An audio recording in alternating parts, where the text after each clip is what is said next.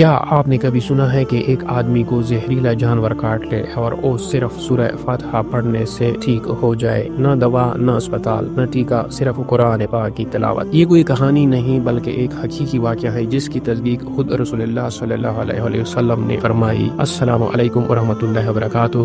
آپ دیکھ رہے ہیں میرا یوٹیوب چینل دستاویز، وہ چینل جہاں ہم قرآن حدیث، تاریخ اور اس کے مستند واقعات پر تحقیق کر کے آپ تک معلوماتی ویڈیو لاتے ہیں۔ اگر آپ بھی ایسی ایمان افروز اور علمی ویڈیو میں دلچسپی رکھتے ہیں تو فوراً سبسکرائب کریں اور بیل آئیکن ضرور دبائیں۔ حضرات، واقعے کی مکمل تفصیلات کے بارے میں جانتے ہیں۔ ایک مرتبہ کچھ صحابہ کرام رضی اللہ عنہ اجمعین سفر پر جا رہے تھے۔ دوران سفر وہ ایک قبیلے کے پاس رکے اور ان سے کھانے کی درخواست کی، لیکن قبیلے والوں نے انکار کر دیا۔ اب یہاں اسی دوران قبیلے کے سردار کو زہریلے جانور ممکنہ طور پر بچھو یا سانپ نے کاٹ لیا۔ وہ شدید تکلیف میں مبتلا ہو گیا۔ قبیلے والوں نے ان صحابہ سے پوچھا کہ کیا تم میں سے کوئی دم کرنے والا ہے؟ ایک صحابی نے کہا، ہاں میں دم کرتا ہوں، لیکن چونکہ تم نے ہمیں کھانے کے لیے کچھ نہیں دیا یا ہمارے ٹھہرنے کا بندوبست نہیں کیا تو ہم اس بار دم کا معاوضہ لیں گے۔ قبیلے والے راضی ہو گئے اور 30 بکریاں دینے کا وعدہ کیا۔ پھر اس صحابی نے سورہ فاتحہ کو کئی بار پڑھا اور اس زخمی پر دم کیا۔ اللہ کے حکم سے وہ سردار مکمل طور پر صحت یاب ہو گیا جیسے کچھ